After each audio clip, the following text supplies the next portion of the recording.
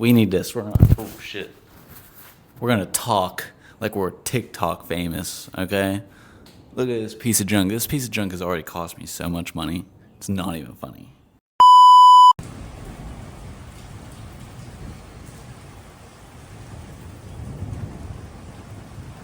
Lively today. What is up, Pittsburgh? It is May 13th. That's Wednesday, May 13th, 2026. We've got Powerline this week. Really excited for that race. That race is really close to my house, so I'll just pack up, head down. We're gonna do the morning race because I don't know. I want to I want to go out and have fun. I don't run GNCC for points. I never have. I never made it to enough rounds, but I got some stuff I did to the quad. I just wanted to highlight. Oh boy, I'm drawing a blank. Got new ODI grips on it. I put just some regular slide-on grips, no lock-ons. We upgraded the throttle to a TRX 90 throttle. I was lubing up everything, and I made it and luckily in my basement, before I changed one of my Suzukis over to the twist throttle, we were going to go with the TRX 90 throttle. So, in short, she now has a TRX 90 throttle. Just about everything's ready. This is the first time I've ever really taken my time to prep a bike. Throttle cable, clutch cable's lubed. The pivot bolts and the little levers have been lubed. Just because it's just everything's real heavy, everything's real stiff. So I'm hoping by greasing and taking my time prepping the bike. I know it says just for fun, but we want to get some results this year as far as where we're placing. So I think now we got the grips on. We'll throw the handguards on. We'll get the oil changed, and we'll be ready to go Saturday. So hope to see everybody there. All right, what is up, Pittsburgh? We are here in St. Clairsville, Ohio. We're watching the youth race right now, so we're registered, we're ready to go. Quad is as good as it's ever gonna be, and I got my buddy Nick here. How y'all doing? He's gonna be helping me out with some filming, and it's his first GNCC race. First GNCC, first XC race ever. So we're gonna get that squared away. Maybe we'll see what Nick thinks at the end of the day, and let's get after it. Already loving it, apparently.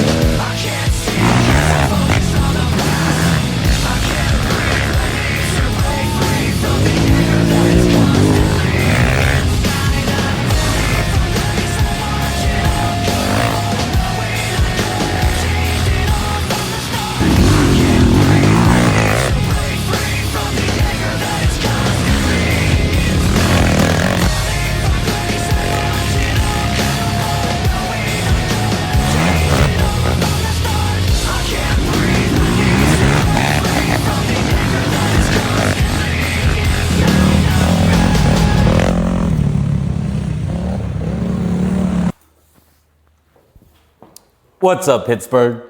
About a week out from Powerline, after Powerline, so I'm trying to get this video wrapped up. I'm trying to get these out closer to when the races are done instead of like weeks and weeks, because all the videos and footage just sits on my phone and it bogs up the storage, and it's just a real pain. But anyway, I've been wanting to do Powerline for the past 2 years, ever since they brought it back, and I haven't been able to do it. So I was really excited for this race. I think I was there. I was there last year to watch, and it was an absolute mutter. So the fact that we had a dry race was kind of different. I think obviously Powerline is known for being not dry because as I don't know if you can hear, but it is currently raining, and we have rain forecasted for the next 5 days.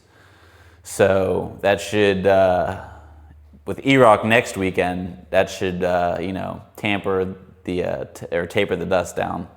But anyway, let's get into the race real quick. So, like I said, really dusty.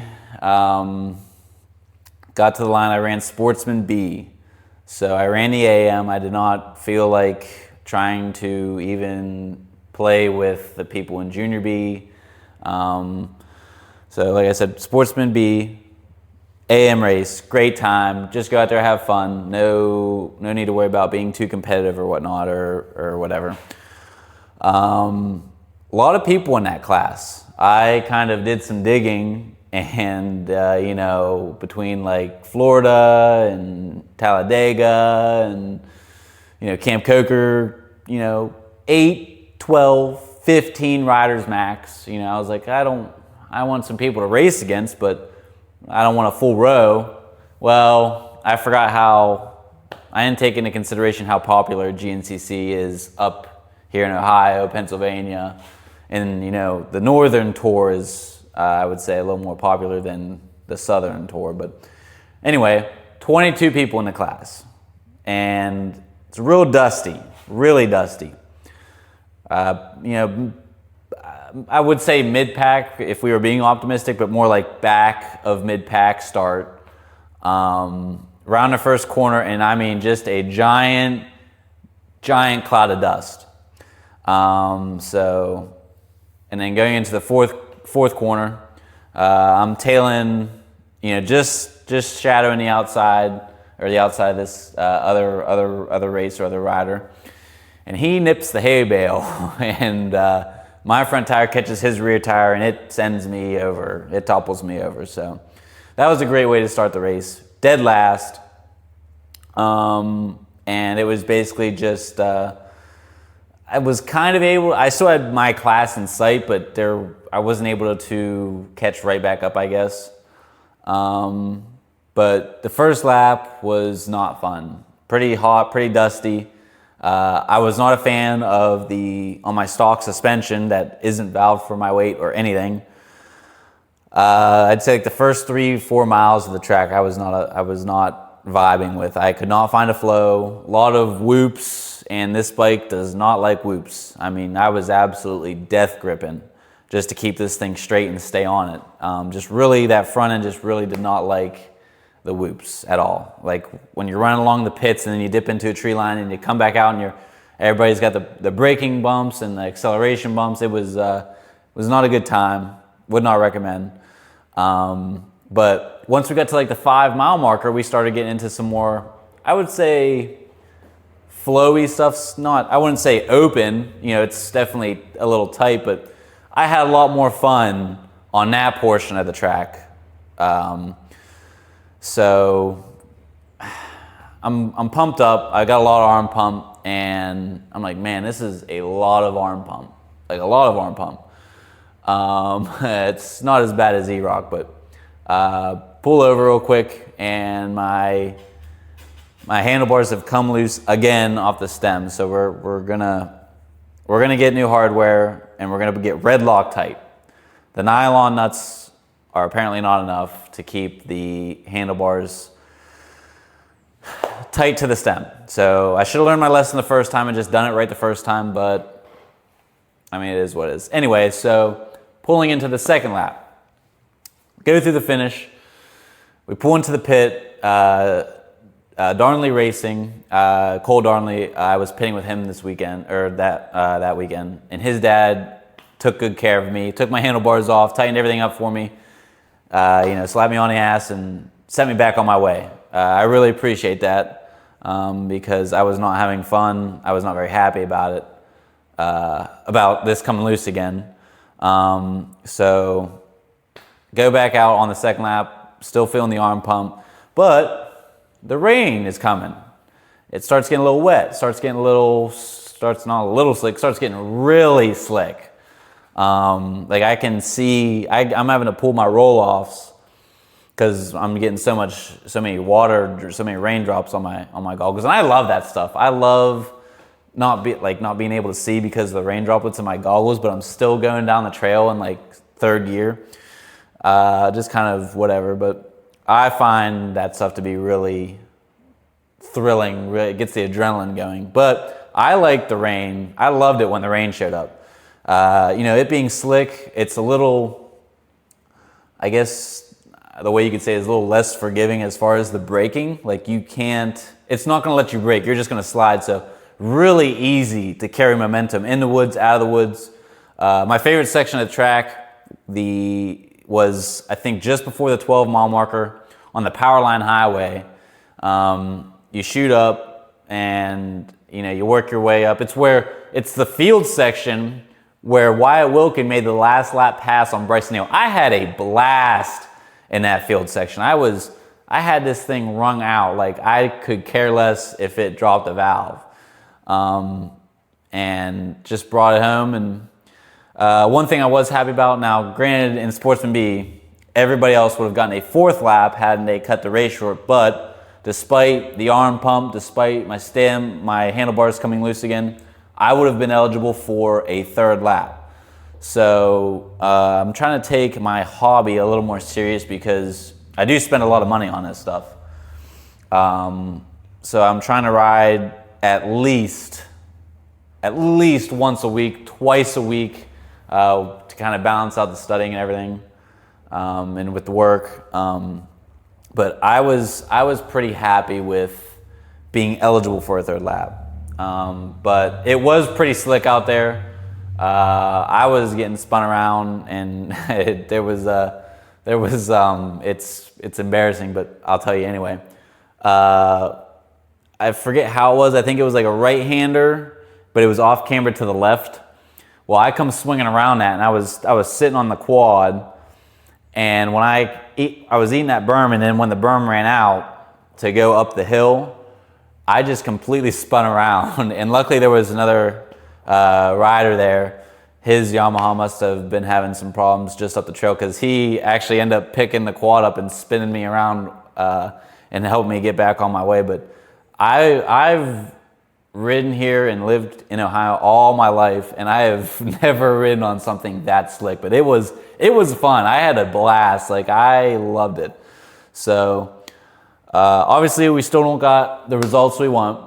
You know, there's plenty of room for growth, but I did have a lot of fun on the second lap, and I think if I carry that more into the first lap instead of being so worried about how I do, or I didn't get a good start, or this, that, and the other, or oh, I've got a bad start, I need to work my way up now, or I need to start getting to work right now. If I would just relax and realize I don't get paid for this, I'm out here to have fun. I spent $63.26 or whatever to have fun today.